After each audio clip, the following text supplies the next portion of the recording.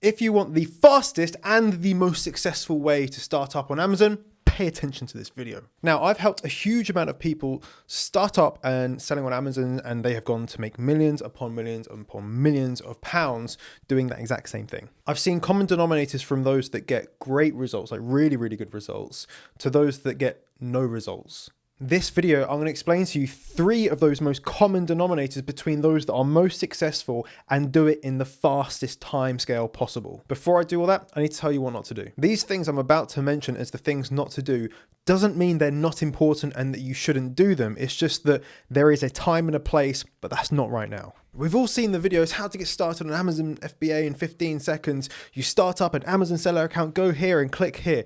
Don't do that. That's not the first thing you need to do. Yes, you do need an Amazon seller account, of course, but you don't need it from day one, minute one.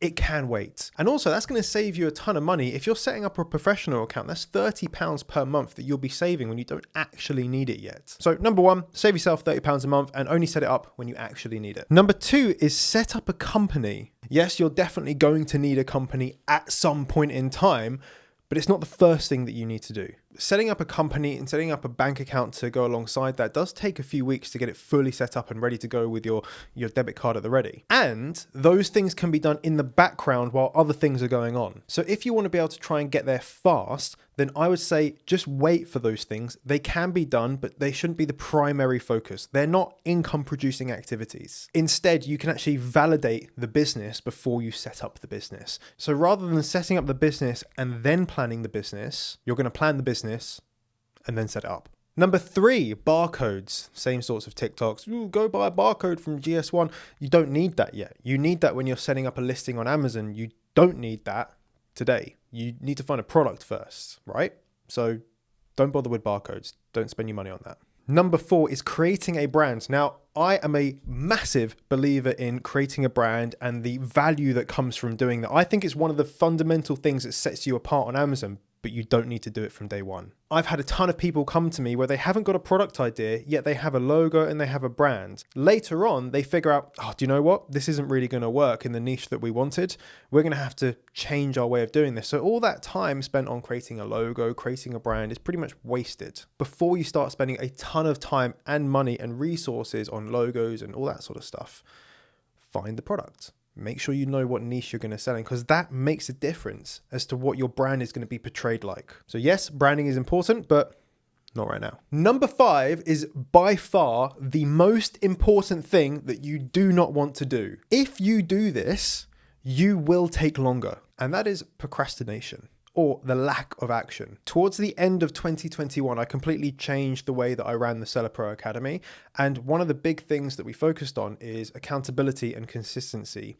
From literally that point onwards, we saw a massive increase in results because of consistency and lack of procrastination. If there's one thing that I've seen from hundreds and hundreds of people go through this, is that those that make it have consistency and those that don't make it, don't. So my tip for you is that don't spend 5 hours on a Saturday doing product research. Although you think that's a really good use of my time, it's much better to get into the habit of doing 30 minutes a day. You're probably going to get faster results by doing the little and often approach rather than doing it all in one go. And there's many reasons why that's the case. And if you want, I could do another video just on why that's important, but just trust me for now, consistency is far more important than just doing a bulk of work in one go. If you want to set up on Amazon fast, then don't worry about step 10. Focus on step 1. Find that actual business opportunity, and then the rest is just tasks that need to be completed.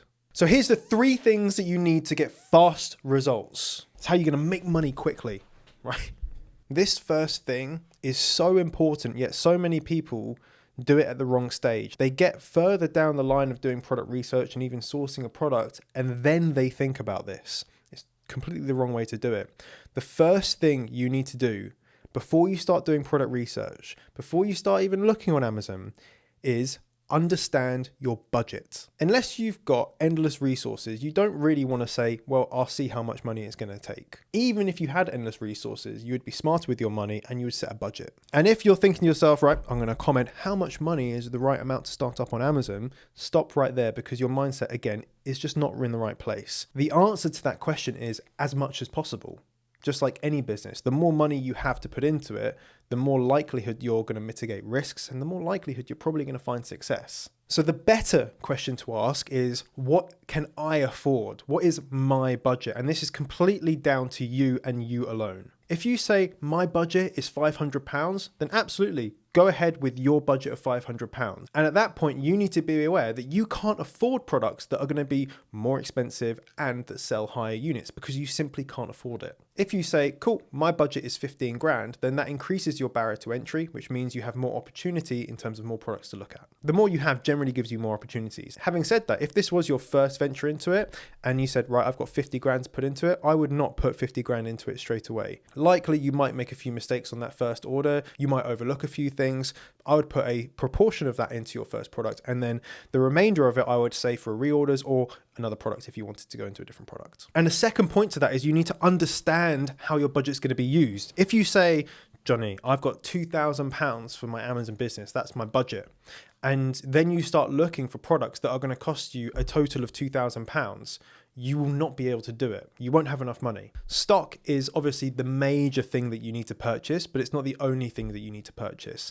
There will be tools and resources that you need. There will be samples that you'll need. You'll need marketing materials, and those things cost money. If you want to understand more about costs, check out this video. The second thing you need to do is get something like Helium 10 and start doing product research. First of all, you need to understand how to do product research, but I'm assuming that you've spent some time learning. You're watching YouTube right now. If you need to know how to do it, check out this video right here. At the start, I would say just 20-30 minutes a day. And actually, you just need to get into the habit of doing product research and understanding what looks good and what's not good. Through these first initial stages, you're going to make some mistakes. You'll think you've got the best product idea, and then later on you'll realize that it's a pile of shit. But you need to go through that process to understand what's not good so you can focus on what is good. A little tip for this, just focus on one metric at a time. So the first one you want to focus on is sales. Does the product make money? Is there demand in the market? There are obviously way more metrics you need to look at, but don't overwhelm yourself with all of those just yet. Focus on sales that meet your budget requirements. Over time, you're going to get to grips with the other metrics that are important and how they impact the opportunity within that particular market. Now that you know your budget and you found products that could possibly work within your budget, you need to find an opportunity within that market. So that's tip number 3. Some people will start trying to skip this step and they'll be like, right, okay, I'm going to go source the product and find out how much it is and, do my logos and stuff like that. And they'll get to a point where they go, I've made some really big mistakes. I don't actually know how I'm going to stand out in this market. I need to start again. And all that time is wasted.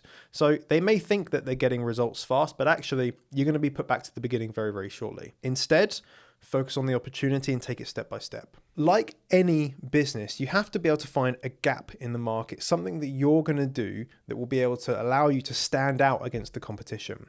This doesn't have to be reinventing the wheel, but you need to be able to try and find that opportunity within 3 areas: the product itself, the marketing of the product, and the branding of the product. We've seen by taking hundreds of people through this, these are the 3 things that really make a difference. Finding the opportunity in those 3 areas does take a bit of time. However, you're doing the due diligence that your business is going to need at some point. The best time to do this is right now. Once you have the opportunity in those 3 areas, you can work on fulfilling them. I have a tutorial about my product opportunity database. If you want to find out a little bit more, click this video here. Now, I have some training called Find Products Fast, and it does what it says on the tin. It tells you how to find products fast. If you want that for free, check out the description, click the link, and you'll be able to get access to that straight away. Hope you enjoyed this video, and remember, you're just one product away. Bye-bye.